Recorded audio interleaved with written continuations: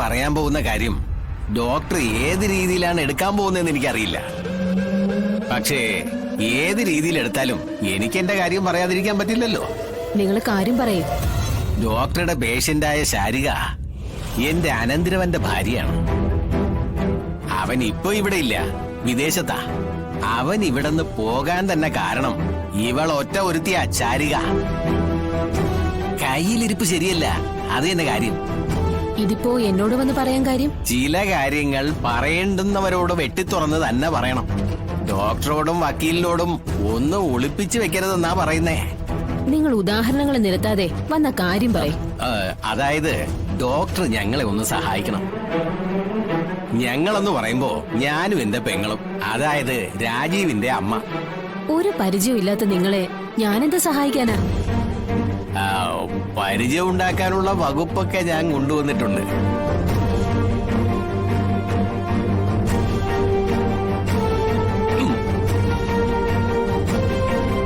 എന്താ ഇത്?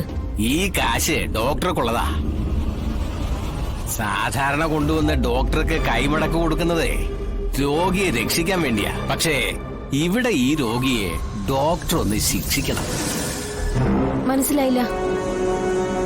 ശാരിക ഇനി ഈ ഭൂമിയിൽ വേണ്ട. ഹേ മിസ്റ്റർ, നിങ്ങൾ എന്താ ഈ പറയുന്നേ? ഡോക്ടറെ, അവൾ പ്രസവിച്ച കുട്ടി ഞങ്ങളുടെ രാജീവിന്റെ കുട്ടിയൊന്നുമല്ല. അവിഹിതമാ, അവിഹിതം. ഞങ്ങൾ അതിന്റെ കാര്യത്തിന് ഒരു തീരുമാനം ഉണ്ടാക്കിക്കോളാം. അതിനുള്ള ഏർപ്പാടും ചെയ്തു കഴിഞ്ഞു. പക്ഷേ ഈ പെണ്ണിന്റെ കാര്യത്തില് ഡോക്ടർ ഒരു തീരുമാനം ഉണ്ടാക്കി തരണം. എഴുന്നേക്കടോ, എഴുന്നേക്കാൻ. താൻ എന്താ കരുതിയേ? ഡോക്ടർമാരിവിടെ കശാപ്പശാല നടത്തുകയാണെന്നോ? ജീവൻ രക്ഷിക്കാനാണ് ഡോക്ടർമാര്, അല്ലാതെ ആ ജീവൻ എടുക്കാനല്ല. അല്ല ഡോക്ടറെ, താൻ ഇനി ഒരു വാക്ക് പറഞ്ഞാ ഞാൻ പോലീസിനെ വിളിക്കും. എന്നെ പണം തന്ന് പ്രലോഭിപ്പിക്കാൻ നോക്കിയതിനും ആളെ കൊല്ലാൻ പറഞ്ഞതിനും താൻ അകത്ത് പോവും. എത്രയും പെട്ടെന്ന് ഈ പണം എടുത്ത് ഇവിടുന്ന് പോയാൽ തനിക്ക് കൊള്ളാം. അപ്പൊ ഡോക്ടർ നമ്മുടെ വഴിക്ക് വരില്ല. ഇറങ്ങി പോടോ, അതോ ഞാൻ പോലീസിനെ വിളിക്കണോ? ഡോക്ടർ എന്നെ സഹായിച്ചില്ലെങ്കിലും മറ്റാരെങ്കിലും എന്നെ ഈ കാര്യത്തിൽ സഹായിക്കാനുണ്ടോന്ന് ഞാനൊന്ന് നോക്കട്ടെ. എനിക്ക് എന്റെ കാര്യം നടത്താതിരിക്കാൻ പറ്റില്ലല്ലോ. തന്നെ ഈ വഴിക്ക് കണ്ടുപോരുത്. കണ്ടാ ആ നിമിഷം താൻ അകത്താ. പറഞ്ഞില്ലെന്ന് വേണ്ട. പിന്നെ ഇവള് നിൽക്കേണ്ടതും ആ വീട്ടിലല്ലേ ശാലിനി? അതെ, ആ വീട്ടിൽ തന്നെയാ നിൽക്കേണ്ടത്. പക്ഷെ ശ്യാമയുടെ ഇപ്പോഴത്തെ അവസ്ഥയില് എന്ത് ധൈര്യത്തിലാ ഞാൻ മോളെ അവിടെ നിർത്തുക? മനസ്സിന്റെ താളം തെറ്റി മോളെ കൊല്ലാൻ നടക്കുന്നവർക്ക് മുന്നിൽ എനിക്കിവളെ ബലി കൊടുക്കാനാവില്ല. എല്ലാവരും കുറച്ച് ദിവസത്തേക്ക് എന്നോട് ക്ഷമിക്കുക. അത് മാത്രമേ എനിക്കിപ്പോ പറയാൻ പറ്റൂ.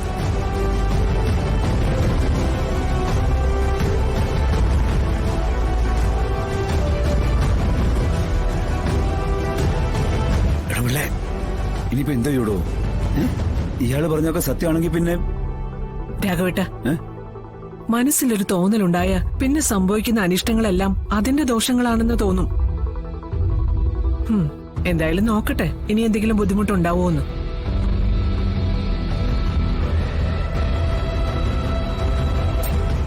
അങ്ങനെ എന്തെങ്കിലും വന്നാൽ നമുക്ക് വേണ്ടത് ചെയ്യാം.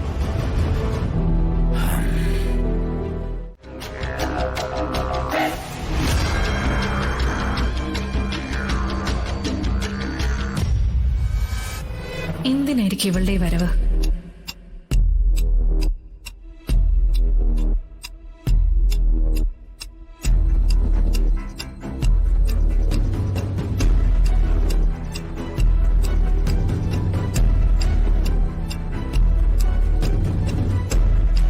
നിങ്ങൾ സംസാരിക്കേ, ഞാനങ്ങോട്ട്.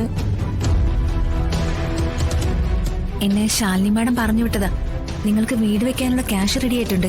ഞങ്ങൾ ഈ കാര്യം അല്പം മുമ്പ് പറഞ്ഞതേ ഉള്ളൂ. ശാലിനി മാഡത്തിന് ദൈവം രക്ഷിക്കും. ശാലിനി മാഡം ഇല്ലെങ്കിൽ ഞങ്ങൾക്കിതൊന്നും റെഡിയായി കിട്ടില്ലായിരുന്നു. ഇതാ ചെക്ക്.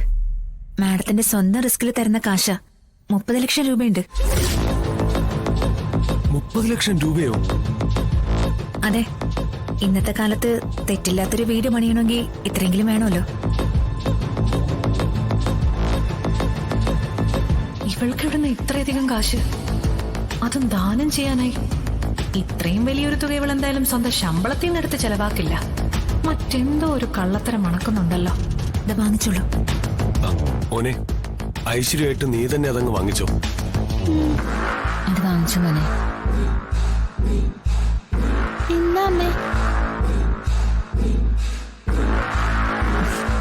എന്നാ പിന്നെ ഞാൻ ഇറങ്ങുന്നു.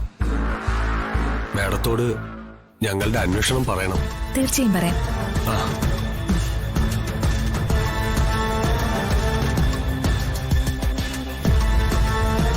നീ പറഞ്ഞതുപോലെ ദൈവം കാത്തു അല്ലേ? അതെ, ദൈവത്തിന്റെ രൂപത്തിൽ വന്നത് ശാലിനി മാഡം തന്നെയാ.